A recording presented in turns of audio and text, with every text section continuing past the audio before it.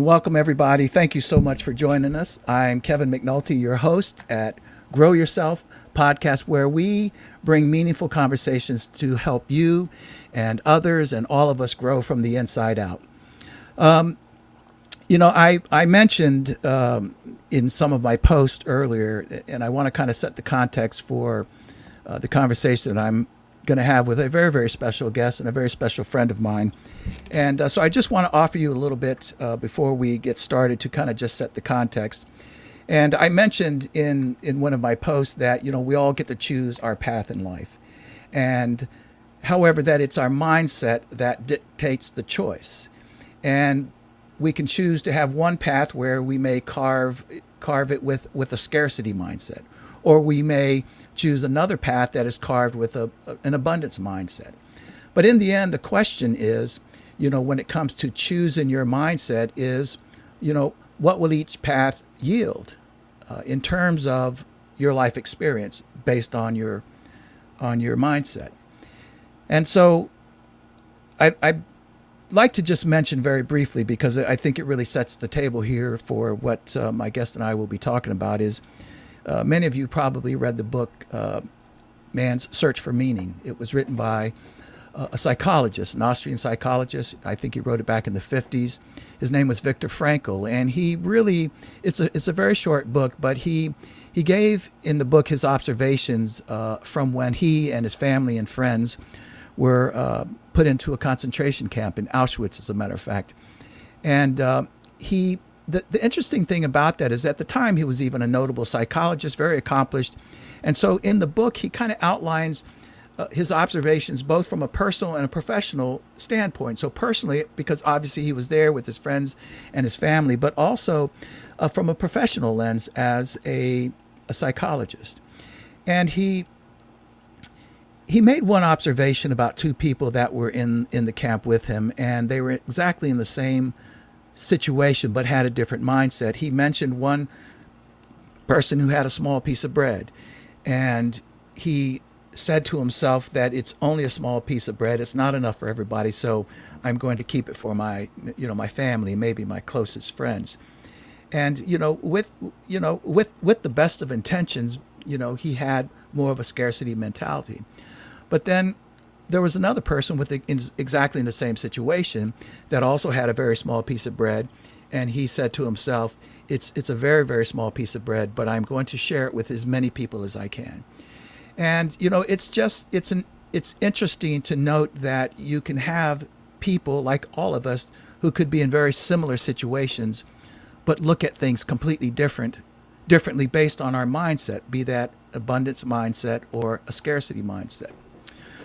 So that's what my very special guest here is going to be talking to us about. And we're going to have this really meaningful conversation to help you live with more of an abundance mindset. So my guest is a very dear friend and a very wise woman, Sunitha Narayanan. She's a personal growth coach. She's an executive and leadership coach, and she helps people build an authentic life by helping them notice how they get in their own way and how they get in the way of others, and how they can honor and ask for what they need to do the work that matters deeply to them. So if you go to Sunitha's LinkedIn page, in her About section, you will see the following. It reads, and it tells you a lot about who she is as a person and as a professional. It says the following: things I ponder. What, and they're in the form of the question. So, what helps us stay in difficult conversations?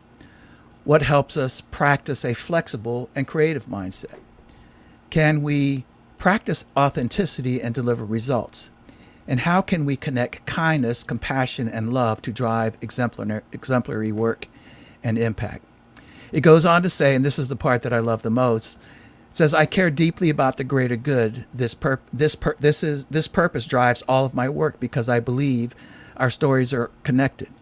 I respectfully and genuinely curious how you use courage, vulnerability, resiliency, hope, and difficulty to build a life full of promise.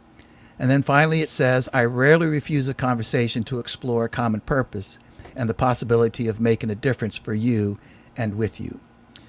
And I'm so humbled and grateful that Sunitha decided to not refuse this conversation. And so I welcome my dear friend Sunitha Narayanan. Thank you so much, Sunitha. And I'm so sorry for that major flub up. But welcome Well, to Grow Yourself. I'm sure we can set aside that little momentary Oh, scarcity, if goodness. you will, and move on. You Well know, said. oh, listening to Kevin tell that story, choice is something I think about a whole lot. I There's no way that I could have said no to this conversation, even as I'm hardwired to go into a conversation fairly intuitively.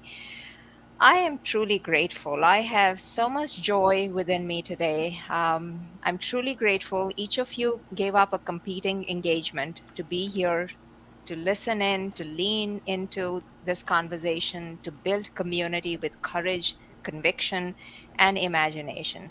So, thank you for the privilege of your time today. If I sat with you and listened to your stories, I suspect we will find that common thread. The common thread being that each of us moves through drama, scarcity, and abundance, grace, magic in our lives with even measure. What we seem to be having difficulty is in honoring that common bond today. That's what ties humanity together. That's right. We're also having tremendous difficulty in practicing and anything that encourages heart connectedness. So if a 7-year-old came to me and asked me today, what the heck is abundance? I'm hoping he won't say, oh, she won't say heck, but whatever. What is abundance, right? I think I would say when I can connect my heart to your heart, that's when we are creating something together. We're building something together. And there is actually neuroscience that supports this piece about heart connectedness. Arvind, my absolutely precious son, who completely exasperates me on a daily basis, when he was in middle school, he came to he loved science facts, and he said to me, Mom, do you know that when heart cells from two different people is kept in a petri dish, eventually the cells beat with a common beat? They find and get to a common beat. For Oh, me, my that was goodness. pretty, game changing. In my mind, I thought, what if we could create a pause just enough to figure out how to connect each other Wow. from our hearts? Perhaps we could build together shared meaning, shared purpose for that common and greatest good. And that really has been my life's purpose. I mean, most of my work today is completely focused with figuring out how to help people create that pause in their lives just enough, just enough. So I'm Wow. excited. I have three gifts actually. I have three amazing practices that continue to add grace in my life, my client's life, and I'm happy, really happy to share those with you today. So, Kevin, thank you again. Listen, it's such a pleasure, and I can't wait to get into those practices. I want to ask you first, just because I know you're very humble and modest, but I know the amazing Sunitha, but these viewers don't necessarily know you, and so would you just uh, tell the viewers just a little bit about who you are? Who is Sunitha Narayanan? Sure. So I'll give you like the helicopter view. I have very deep gratitude to my home country, my birth country, India. The word that I would pick to describe my growing up years would be unsettled, unsettling, unsettled. Um, my dad always moved at the most inconvenient times. He moved frequently, unexpectedly, and it threw the entire family into a tizzy. We were either packing or we were unpacking. I was always the last person to be picked for anything. Um, I failed my classes because I was always behind. So it was it built up constant scarcity within me. My education was significantly interrupted for a year and some by the 71 war with Pakistan. We were in the middle of the war. Our house was bombed. We had to leave with our belongings. My dad commanded a really critical hospital. We didn't see him. So, again, all of that. Wow. When I started working as a licensed social worker, again, more turmoil. We lived in a community that had a number of Sikh families. We had Sikh families as our neighbors. So when the then prime minister was assassinated, we were in the middle of rioting. Wow. My work in those days was with a community service organization that did a lot of post riot work. So constant facing that. Then the Afghan refugees, when they came in, I worked part-time with the United Nations of High Commission of Relief. And so a lot of unsettling. What I Wow. did not realize then that I do now, that in equal measure, where there is this much scarcity, there are also moments of abundance sitting. So when I actually think about my stories, I can see that I was building up resiliency for today. But Say that you know, again. Say that again.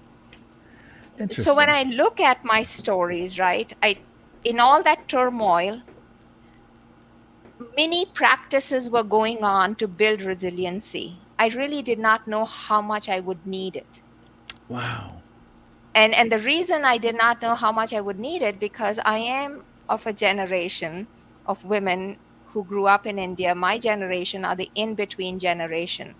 So we were allowed to have a voice, we were allowed to study, we were allowed to look for jobs within a certain structure, whatever was socially prescribed. My parents were amazing. They did their best given the social conditions to give me similar opportunities as my brother would have gotten. Yet, when I think back on the stories, it was always my growing up, like a lot of women in India in those days, was shaded with gender cultural bias. Um, you can speak only if you can do this within these parameters. So there was a lot of that whole thing that you talked about, choice. Yeah. um, I think a lot of women like me navigated those choices. One of the things that I would really like people to think about is, what is their personal definition of scarcity, and what is their personal definition of abundance? Because Interesting. here is what I have found in my own life. So two big, whenever I slip in my practice and I go to that deep, deep, dark, dark, crazy place, I find that I automatically go to two big stories in my life. Those two stories have a way to trip me completely and put me in scarcity mindset. So the first practice I would ask people to really think about is really that. Are there stories that are running through your heart that completely trip you up? How do you keep returning to those stories? It does not matter what the scarcity is today in my life. I seem to go back to those signature stories.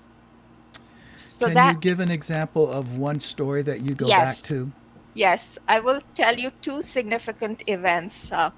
Um, One is my arranged marriage. I was absolutely horrified that that was happening to me. Not that I was entering it, choice or no choice, but it was being done to me by the parents who I thought were the broadest minded parents in India. Wow. Okay, so that is one event. The second event is this absolutely gut wrenching. It wasn't really a choice. Narayanan, my husband, lived in the United States. So if this marriage had to be given a chance, I had to leave my country, and Wow. I was more offended with that than I was about the marriage. I Interesting. really did not want to leave India. And that So today, even when I argue with Narayanan, or I feel less than about my role as a mother to my children, when I'm navigating this thing of how do I live in a mostly white world, when I'm doing all of that, I slip into this piece about, if only I had not gotten married the way I did, I would I never be see. in this situation. I see. Yet I'm forgetting all the amazing joy and the abundance that is there in my life, and I can continue to build. Very interesting. So, the first practice I would say, and maybe we can invite people to do this with us.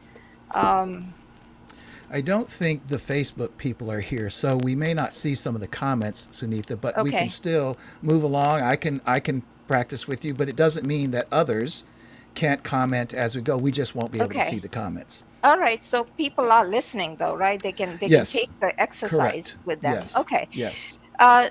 So what I would say is, connect to your inner landscape. Connect to really your heart, your mind, your spirit. Be completely vulnerable when you go inside. And it's not unlike like when you hear in leadership, raise your self-awareness. But this I'm talking about, go inward with complete maitri, which is unconditional friendship. So it's more than self-compassion, it is more than kindness. It is truly sitting with everything that is stirring inside you, every blame, Wow. every less than, every, because the idea is not to get rid of it. The idea is, with Maitri, honor it, allow it into your awareness, and then make that slight shift. So, for example, something that helped me, and which actually the question or the prompt for the listeners and for you, Kevin, is really this: without overthinking, what three words best describe the world as you see it today?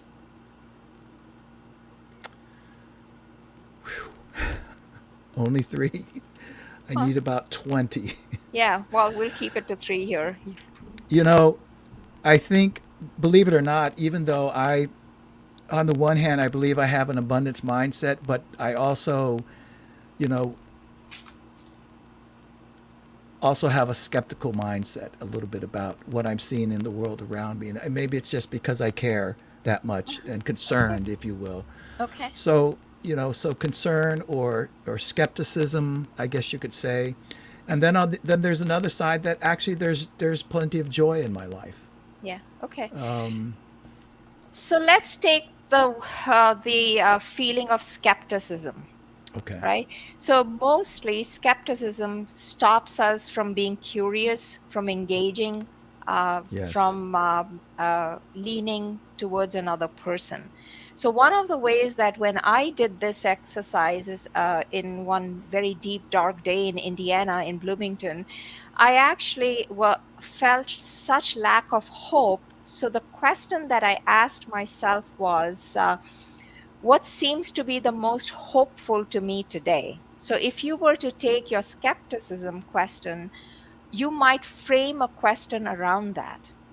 And that's a very powerful exercise to make that little shift. So, it could be anything. It could be, what does skepticism feel like to me today? Um, what does a behavior when I'm in acting skeptical look like? It could be any little piece, anything to I see. disconnect the amygdala. I see. The joy in this tool, I Yeah. use it even today as a coaching prompt. Yes. I miss color. I miss color from India, so I can Yes. single-handedly keep 3M in business. So I use a lot of color in my coaching, and one of the things I always have are colored post-its. Yes. So Wow. what you can do is, if I like to call these anchor questions, and then introduce a little bit of play, introduce a Yes. little bit of imagination, because we are Yes. unpracticed with our creativity. It's very interesting. Now, Sunitha, before you go on, I just realized that in fact, I'm going to put it up here so that you can see it. Somebody had commented that their three words. Do you see them there? Their Yes, three words are Jackie. yeah. The three words unbelievable, overwhelming, yet hopeful. Okay. Uh, uh, Hi, Jacqueline. I'm so happy to see you here. You always give me so much courage. So thank you for being here today. So let's take Jacqueline's example of overwhelming. If Yes. I were in conversation with her, I might ask her to craft a quest or a statement around it. So I might say, what feels the most overwhelming to me today? So let's just take that as a prompt. I might have her put it on different post-its and then change the emphasis as you play with the question. So when you change the emphasis, you allow different perspectives to enter. So for example, in one exercise, she could, you could ask, what feels the most overwhelming to me today? So the emphasis is on what. It really narrows your focus. Very interesting. I see what you're saying. Then you could do what feels overwhelming to me today. So then you personalize it even more. So you keep going in and out of the question till answers show up. What I think is difficult right now, or I think the culture, we're so hardwired to rush everywhere. We're Yeah. running, there's Isn't that the frenzy, it's truth? a badge of honor. Um, we are valued to solve problems. We are not valued to lean into a question. So the pause comes in leaning into the question without wanting a solution right away. And that's the reason I like the word yet in Jacquine's little thing. So so that's the other shift. I don't know just yet. That's very interesting, Sunitha. And it really resonates with me this idea that, maybe whether it's instantaneously or too quickly, that we want answers now. And you're saying, I believe, sit with it a little bit. Yes. Yes. The reason I believe in sitting with it is because I wish I had a checklist for growth, right? I really wish because I would use one, even though I'm not a list maker, I would use a checklist. Um, Growth is irritating. It Yes. happens unexpectedly. It's happening in unexpected bursts. It can take you by surprise. So the idea is allow some serendipity to enter so that you can play. Play truly unhooks us from our storyline. Whatever is the most corrosive storyline, play does unhook us from there. Because think about, play from our childhood. Play was uninterrupted, it was unhurried. We took sides, we argued, we made up, we built things together, we shared, we didn't share. So we went through that entire process of dissonance before we could get to some kind of agreement. So that's the other piece. I think we are mistaking agreement and buy-in to mean the same thing. I don't have Interesting. to agree with you. I have to figure out how to give you my buy-in. So that is a real distinction, especially in the business world. Not all policies are going to look equitable. I mean, think about even right now what is going on with HR policies. We somehow we have to get beneath that fear and ask that question. But we're rushing to the solutions before slowing down the process. So the inner landscape thing, when you approach it with complete maitri, what it makes you aware of is the way you are, the words that you use to describe your inner landscape are um, probably the lens with which you're making the outside connection. Wow. So if you are saying skepticism, then the likelihood is, without your even being aware, there are conversations that you might be entering with lack of curiosity, or with a lack of like, I'm done. I can't deal with this anymore. I had someone tell me yesterday that I cannot absolutely talk to that person anymore.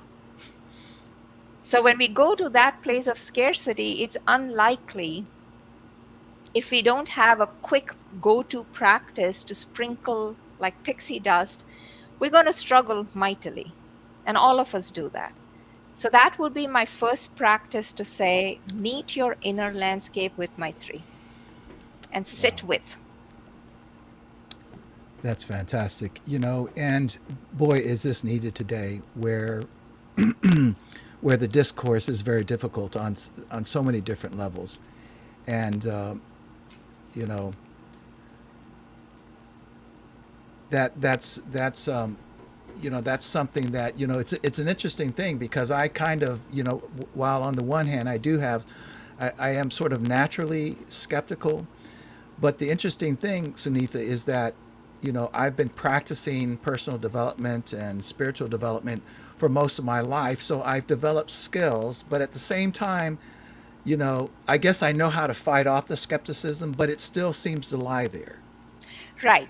And that's the reason I think, if we can prepare ourselves with a toolkit, then it reduces the stress on knowing exactly what to say in the most perfect manner. Because frankly, I can just show up in a conversation and get into trouble. A lot of it's happening to most of us. It's like, Right. what can we say and what can't we say? No one knows. So I think having that toolkit, and some of the prompts that continue to be my favorite, and Jackie will recognize one of them. It's this prompt where you ask yourself, when I say yes to blank, I say no to. So whether it is, when I say yes to taking on extra responsibilities at work, I say no to less family time, Oh, not wow. being able to go for soccer. So it connects you directly to your radiating values. When things, someone pushes against our values, that's when we get combative. So it Yes. allows you to recognize what those values are and why are you tripping? Why is it triggering you? Yes. Boy, this is interesting, and I'm sure you've heard it too. But they always say, don't talk about politics and religion and sex. Well, I think sex is kind of off the table now. It's sort of out there. It doesn't seem to be a taboo subject anymore. But certainly politics and religion, and I think, to your point, is partially because, I've have people ask me, why is there so much emotion involved in those two ideas? Because politics, and maybe we could say even more religion, politics more and more lately, but for forever, religion was, it described at your, literally to your soul, who you are and what you believed. And so if if those are the values that you most value, then when somebody pushes up against them, not only do you feel like you get smacked, but immediately the emotions come up, because it's that serious for so Yeah. many people. Yeah. And the same is, it's becoming the same way with politics. Well, I think that's it's really fairly simple. I think we're making it a little more complicated than it Okay. really is. I think the simple piece is, we all care deeply about how we want to build our lives. Each one Right. of us does. We care deeply about how we wish to do the work. So Yes. when there is a disconnect with that, that's when we push the hardest. That's when we argue with our life the hardest. That's when our objections become louder. So then we start shouting as if Yes. that'll make a difference. Yes. And then we start either disconnecting from Right. from a conversation, or we demonize. We go to our shoulds. I would never do that. He Right. should not have done that. How Yeah. dare somebody say this? What is wrong with people? So then we go to the demonizing piece. And once we get there, we are inviting that scarcity piece back.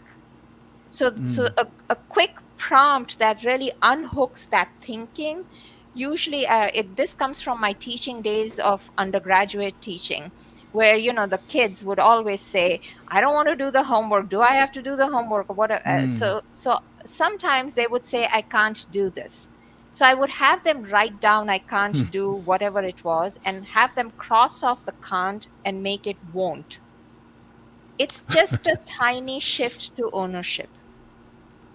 So that's another prompt that we Very can take interesting. with us without thinking too much. That creates that pause. So I love that. anything that helps, and this works across styles. Yeah. People, from the most logical, analytical Yeah. person. But to your point about practice is slippery. Yes. The day that I think I have a practice in hand, I fall flat. I mean, how many times, you probably have done a podcast like this, and then, one basic thing gets missed. So I think we need to be a little generous with each other. If we are not, then how do you bring back things like forgiveness, compassion? Yes. How do you bring back those concepts and link them to behaviors? Yes. Very, very interesting. Yeah. You know, and I can even say now that, uh, and I know you speak about this, about showing more, grace and compassion and love to yourself. That, I run into people all the time, and I'm guilty of it right now. Even as we're having this conversation, I'm trying to get my mind off of not hitting going live, Sure. and Yeah. sort of, I mean, I don't want to. I'm not a victim here, but I began to, just beat myself up that I did this. You Yeah. see, So so I think this is so brilliant. When this happens, I have to just smile. So here is another myth that I personally think is a myth. It's my personal belief. It's about letting go. uh, i I can hold a grudge or feel like a victim. Logically, I know it's not rent free, but I like sitting there sometimes. So the what seems to help me shift is really to say to myself, what am I willing to let be? What am I what am willing I to, willing to let be? yeah, not let go, because I know I'm not capable. I am going to rehash. I am going to catastrophize. I am going to revisit. I mean, that's what our amygdala does for us. So if I really need my prefrontal cortex to start firing up, then I need to introduce a little bit of humor, little bit of play, little bit Yes. of saying, okay, fine, let's set that Yes. aside, and what's the next moment? Yes. This is, Yes. I mean, this afternoon, my husband got some kind of a chair that is supposed to be amazing for his back. I mean, you can hear the sarcasm in my tone because it was not a pleasant afternoon. Um, so it's a big, big box. So he's very logical thinking, and he's wanting my help. And all I said to him was, would you consider removing the box downstairs before taking it up to your study? Well, finally, he did agree. And literally, he got so much in his way that he absolutely did not realize that what took us 15 minutes to do, he spent about an hour and a half in his head. So the piece is that we, so in that moment, one of us has to give a little. Yes. So in that Yes. moment, I was able to stay Yes. reasonably calm. It did not last very long, Yeah. because after the fact, after everything was done, and he came back and he said, well, I did lose it there, right? And of course, I was ready to tell him how much he lost it. So it's that piece that I could not let it be. I could not say, it worked out well. Thank you for taking my idea. Did I do that? No, I went straight to scarcity, and I said, Yeah. you're always Wow. getting So in your you way. mean to tell me that you're human? I cannot believe this. Well, let me ask you this, Sunitha, before we get to the second practice, and that is, where in your mind does the ego fit into all of this? Where, because for instance, and not to belabor a point, but, I do know that my laboring in my mind over the fact that I screwed up our podcast here by not hitting thing, that part of it is my ego speaking here. It's that I feel Sure. embarrassed, and what are people going to think, and I'm certainly thinking about you, Yeah. that I did this to my good friend. So where does the ego play into all of this? So I think the ego plays into our inability sometimes to use a beginner's mindset.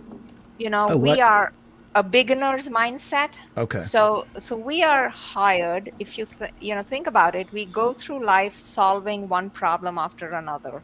We work from our strengths, right? I mean, have you ever heard of somebody being interviewed and being asked, "Hey, Kevin, tell me about your top 3 weaknesses because we Yes. really, really want those." Yes. Right? Right. So the Yes. entire conversation revolves around strengths, and then the Right. weaknesses piece is kind of um, talked about more. Sometimes it's sanitized by in coaching as developmental areas. Well, we don't Right. have to go anywhere. When we stay within our strengths, we see the ego pop up. I see.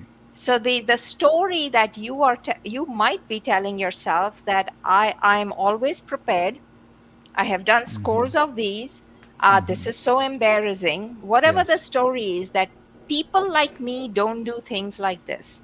Yes. I So it see. goes back, and it gets in our way. We get in our own way because of how we are thinking. Whereas if we could shift that a little bit to say, within that strength,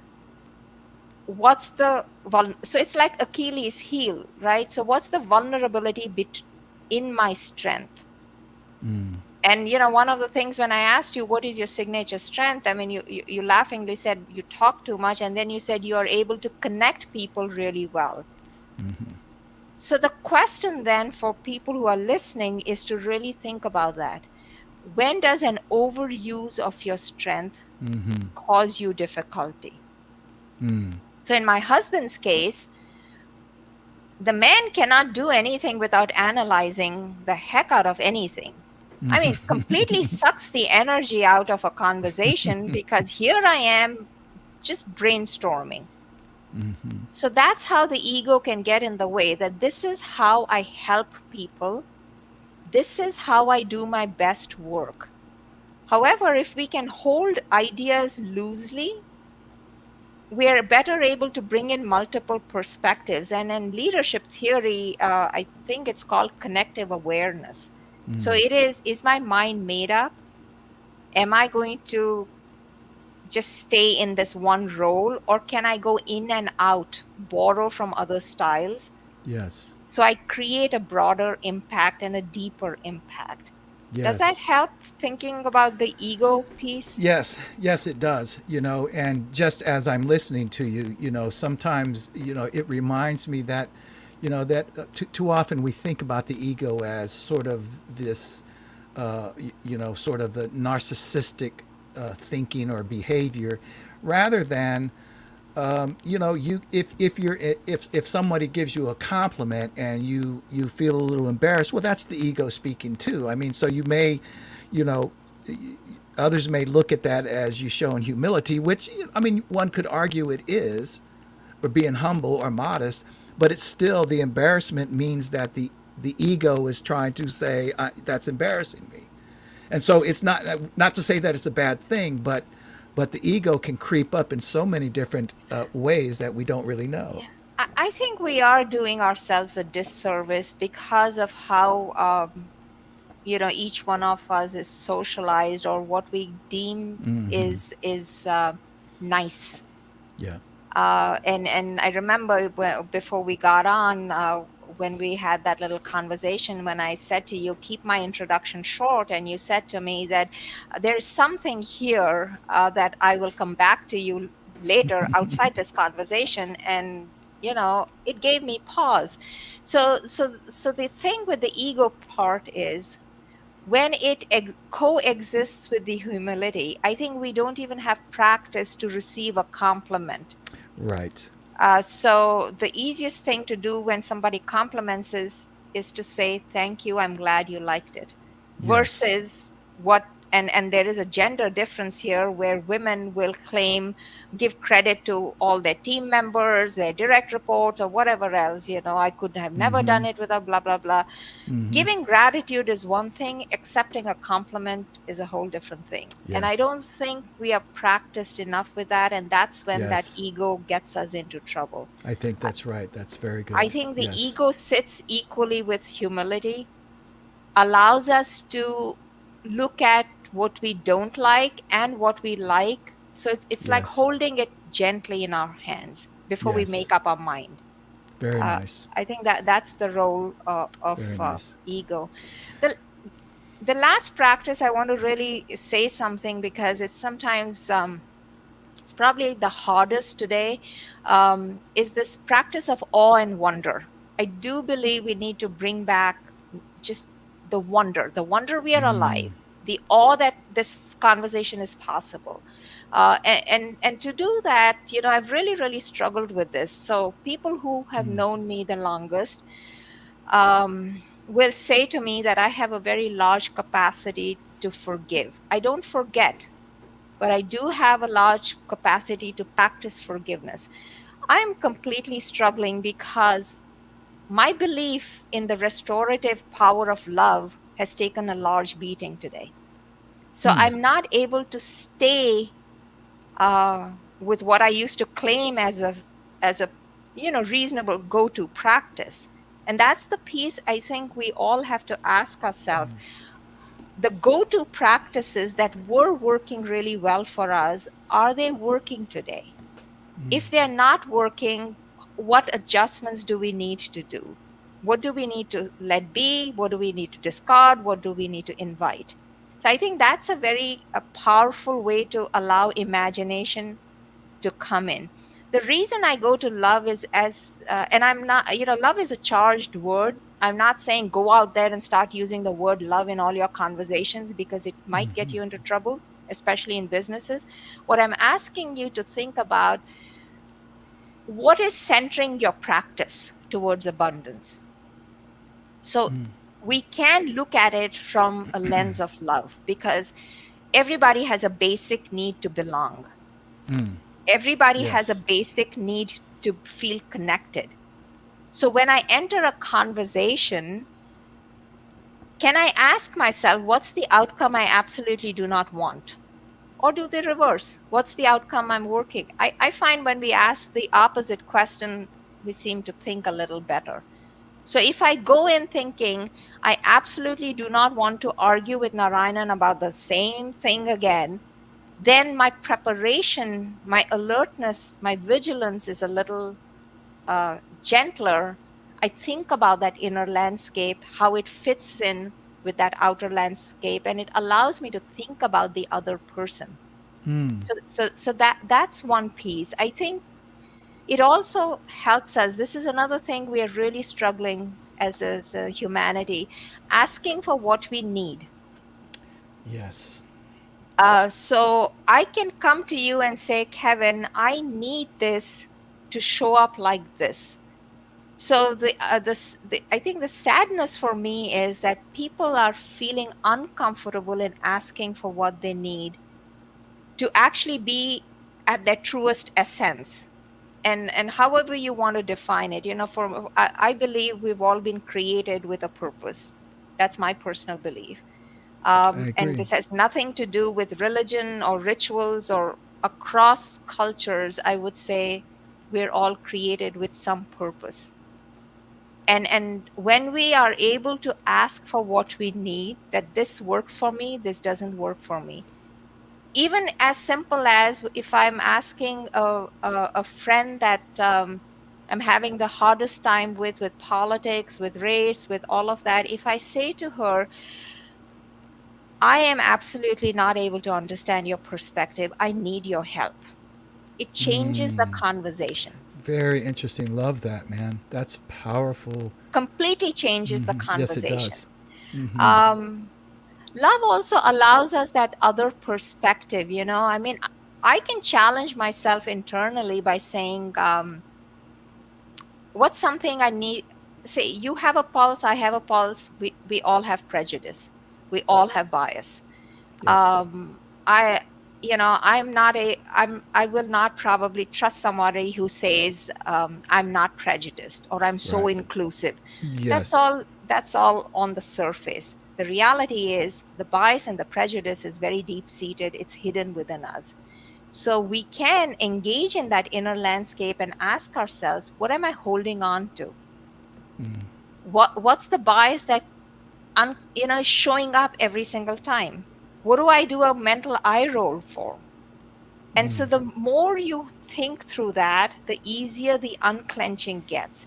And our bodies are great messengers. I mean, when I feel that little thing in the back here, I know I'm going to have a flip.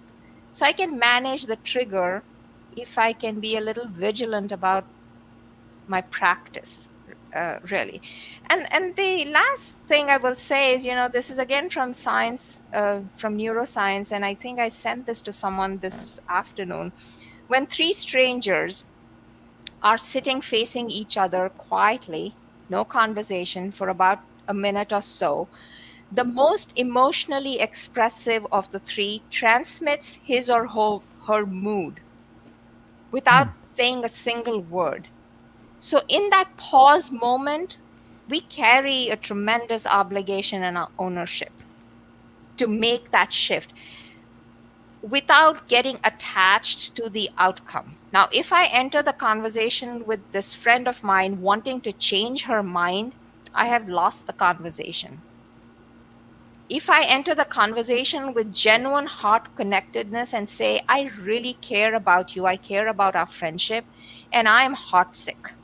I absolutely have no idea how you're defining kindness today, because here is my definition of kindness. So help me understand how what your definition looks like given what we're seeing. Then we have a conversation.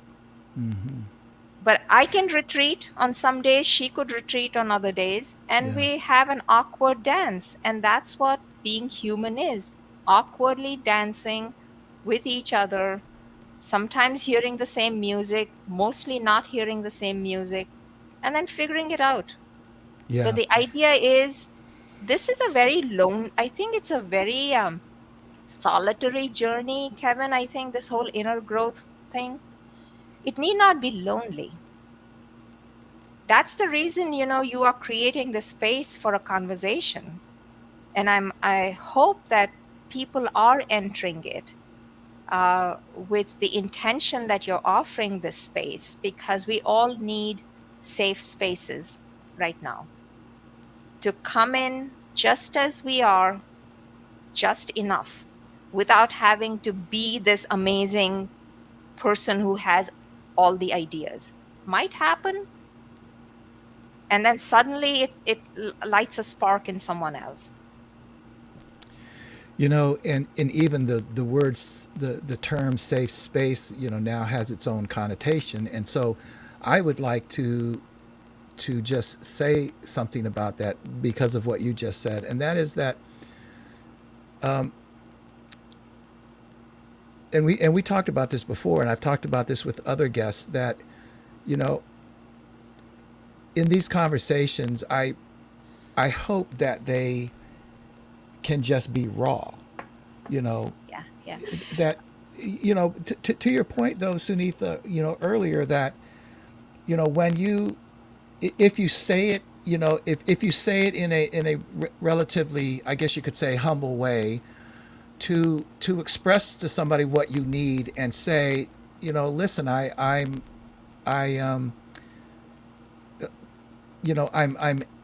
I'm angry about what you said, but I also have to say that I don't understand it. Help me understand it. There's a level of vulnerability there, Hmm. that again, if it's not a sarcastic remark, there's Yeah, a level of really being authentic and raw and saying, I don't like what you said. It made me angry, but I have to admit I don't completely understand. Please yeah, help me. yeah. So here is the thing with all of that. Two observations. One, I don't believe that safe places automatically occur or exist? So, to your point, it is a loaded question because psychological safety has become a trend Yeah. concept in Yeah. businesses. Yeah. So then that brings me to my second observation is true complete ownership, and I will use a word again from Sanskrit called saranagati, which is surrendering to the moment without being attached to the outcome. One more time. So we have to enter the moment without attachment to the outcome. Okay. We I have love that, to man. enter the moment Yes. just as it is Yes. occurring, Just, just as it is yes. unfolding, because the idea that there is some complete preparation waiting out there is a Right. myth. Right.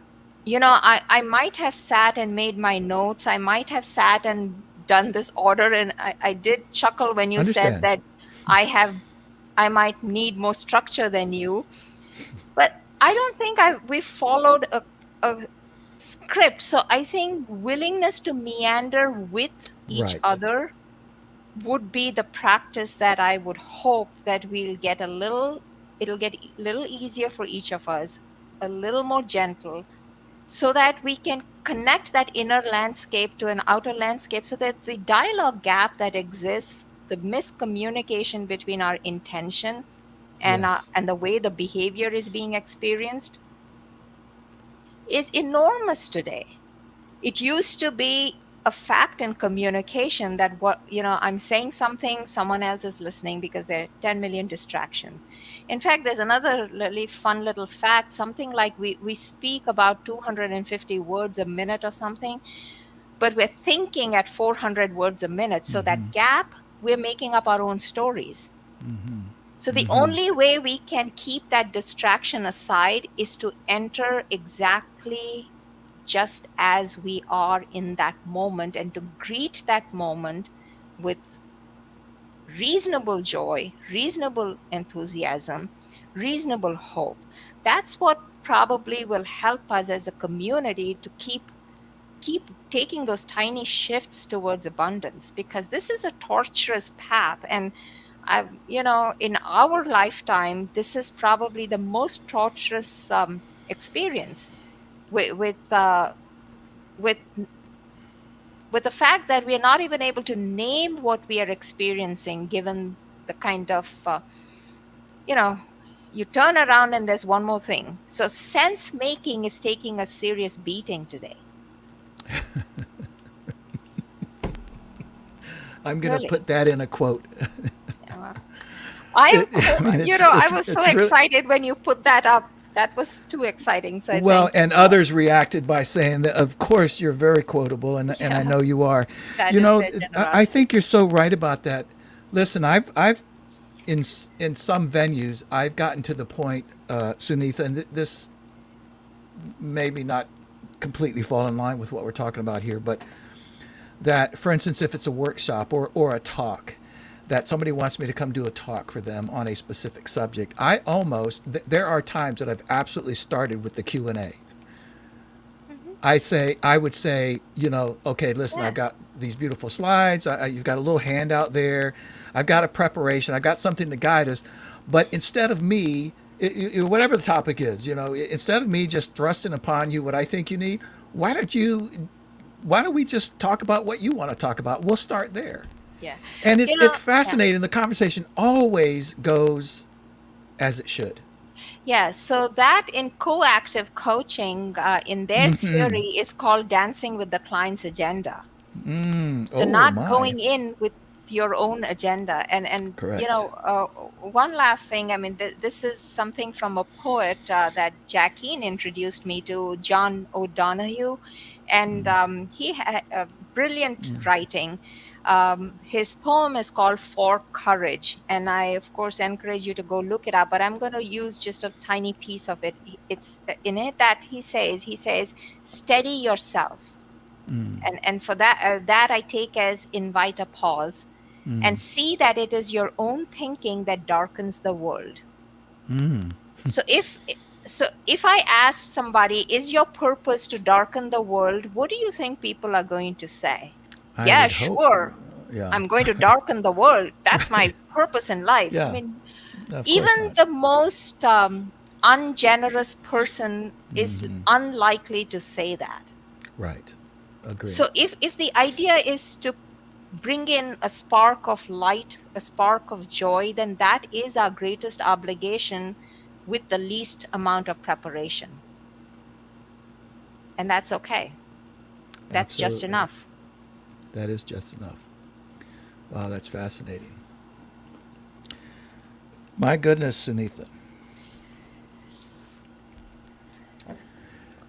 You know, honestly, I could go on for hours speaking with you, and we will certainly have to do this again because uh, I can just, well, I've always known this, but, for those who may not really know you, there's just a treasure trove of wisdom and ideas, and that you bring them, really almost as you speak about them with a awe and with a wonder, with a curiosity, that it's so refreshing to see this. And as a matter of fact, if I were to point to one thing that I would like people to take away from this conversation that you said, is this idea of encouraging people to be more curious, to Yeah. be sometimes it's actually even frustrating, honestly, for me when I encounter a person who cannot be impressed with anything, and and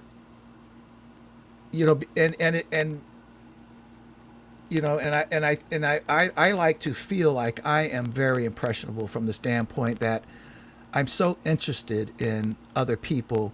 Even when I travel to other countries, I don't go to the touristy places. I find the neighborhood and walk through the neighborhood and see if somebody will make eye contact with me so I can go talk to them. Yeah. Because, and about nothing. Yeah. I think the curiosity piece, I would again say start inward before taking it Inward. outside, right? Yeah. So asking myself, um, isn't that curious why I keep getting caught in the same bias, or a same story? So I recently finished a coaching engagement, and one of the stories, he was this particular person kept saying to me, failure isn't an option. And it was causing a lot of grief. And he also said, he said something around, he dismisses ideas that don't appeal to him, or something around that Yes. line. Apologies were difficult. So while we were working through all that, I asked him, what's the lie or what's the truth about that statement for you? Failure isn't an option. And he gave me this very poignant story from his childhood.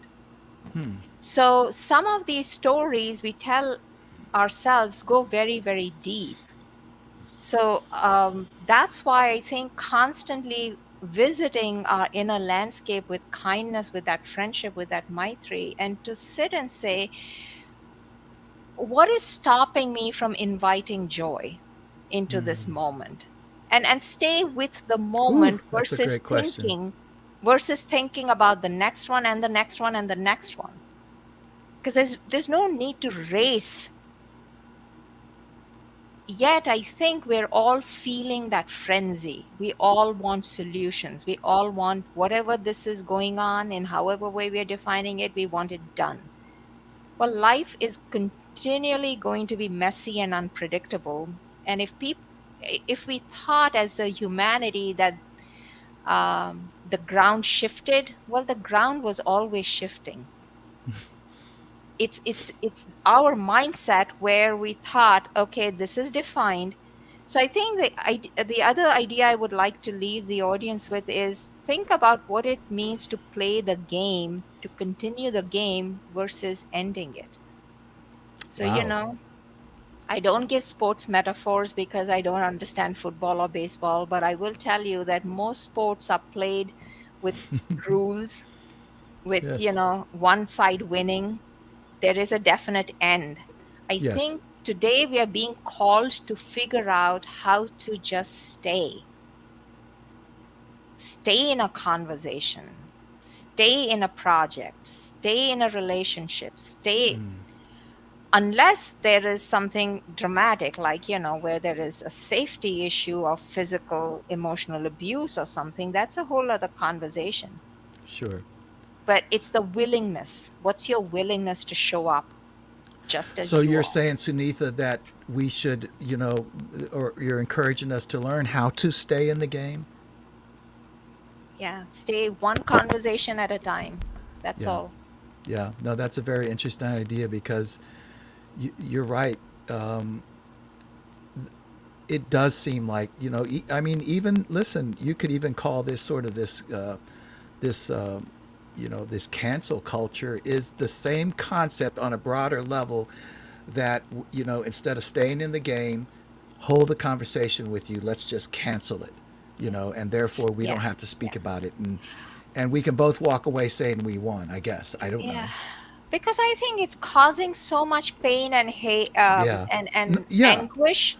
Yes. So think about that. When that much pain and anguish is swirling in our bodies, cortisol Mm-hmm. builds up, and cortisol can stay easily anywhere Mm-hmm. from what I have read from 28 to 36 hours in our body. Mm. Whereas a crazy negative emotion or a non productive, there is no negative emotion, but a non productive emotion like anger, anything strong, Mm-hmm. moves through our body in 90 seconds. So after that, if we choose to stay in a snit, that is the choice. That's the choice that Viktor Frankl talks about. Mm-hmm. And I think the more awareness we have around that, the more we talk about it, the more Mm-hmm. we can figure out how to stay in a place of kindness to ourselves and to other people. If we are not kind to ourselves, I will guarantee you this, I can say with reasonable confidence, your practice to show kindness to someone else is usually a little bit fractured. You may not Wow. acknowledge it, but it is a little bit fractured because Wow. somewhere behind you are still demonizing that person's behavior. Very interesting. Wow. Wow, So, that's amazing. Well, listen, Sunitha, before we go here, may I just ask to share with those who are not only listening now, but that will listen later on to the recording, where can people find more about you? Where, any information that would allow them to make contact with you? I would love for you to share that. And I will also, put them in the notes. But where can people find you I and think learn the more about? easiest way to reach me is via LinkedIn. Okay. Um, uh, I'm not on any other platform by choice. Okay. Understand that. So Mm-hmm. LinkedIn is probably where I do show up regularly. No, that's And fantastic. yeah, and like I said, I rarely refuse a conversation. I will show Mm. up at least for the first conversation. And then if I don't show up for the rest, then well, I don't show up for the rest. But Yes. at the first conversation, I rarely say no. That's fantastic. And if there's others who are not on LinkedIn and want to make contact with you, I will help make that connection. Yes, you Uh, can you can share my email, and okay, that would be outstanding. okay. And I Yeah, hope that people would be will look okay. for you. So, Yeah, and yeah. the last question that I'm going to ask is, when are you going to write a book? We That's need a funny. book. No, I, it's not. I It's serious. I remember our earlier conversation when you were writing your book. I don't know. I mean, I give it Okay, I take thought. it back. It's not Yeah, that painful. yeah. I think about it, but Yeah, I don't know whether I have the courage yet. I hear you. Really, that's I hear really you. what it is. I am completely in a scarcity mindset about anything like that. Yes. Uh, Well, I I can only feel the admit shrink within me. I I feel feel I myself feel your pain shrinking. there. No, Yeah, I get that, and yeah, I do understand that. And I know that many would agree with me that you should write a book. But for me, it it actually was a painful circumstance that brought me to write a book. So it's almost as though I didn't mean to write one, yeah, and so I almost thank God, that I went through that painful experience yeah, so that a book came out. yeah. But you know, but boy, you've got a few books in you. Yeah. Well, Somebody is agreeing here, saying yes, yeah, a book. Look right here. Look on the screen there. Look right there. It says yeah. yes, a book. The gremlin is sitting on my shoulder, Uh so huh. Okay. I have to figure out how Yeah. to shush her just a Yeah. little. Well, here's another gremlin, Janine, right here, who's saying, "And do TED your Talk. TED Talk." Okay, that's the most frightening thing for me. Oh, for Uh, goodness sakes. I will tell Jackie, the day she publishes her book of poems is the day I agree to do a TED Okay, Talk. So the that's your challenge is on. challenge. That's your That's challenge, it's Jackie. okay, I Jackie. love you. Yeah. Well, listen, Sunitha, thank you so very much Well, for thank you, taking the time Kevin. Yeah. and I you know, so appreciate you. I yeah, appreciate all our conversations. And like I told you, you came into my life when I needed a confidence boost, and I'm truly, truly grateful. So I will always say yes if you ask me to do I something, guarantee you I will ask you again to do this you because know? there's many other things that I'd love to speak with you about Yeah, and that yeah. I It would really be want more to fabulous hear to about you. figure out how Yeah. to do something together, like a co-facilitation, or I don't know, do something fun We've like that. mentioned that before. Yeah, I'm just game whenever. So if anybody yeah, needs two facilitators to come in and talk about life or work or yeah. leadership, I will raise my we're hand to on. do it I with will do the Kevin. same. Yeah. Likewise, Yeah. likewise. I guarantee it. Thank you, I just everybody. I appreciate know you. I cannot see each of you, but feel my gratitude hug. I wish you abundance in your practices, and stay faithful to the practices. It's worth it. It's worth it. I think our world needs it. So thank you again. Absolutely. Okay, well, thank you again, Sunitha. I'm just going to say a comment and then be out of here. So again, thank you so much.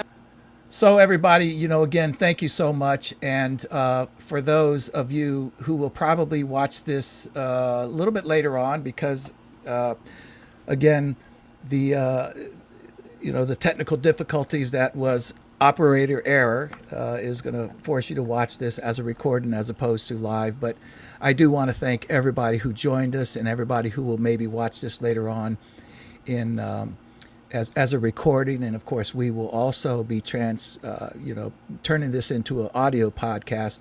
I'm trying to gather a handful of them before I actually kick off the podcast, but I will let you know.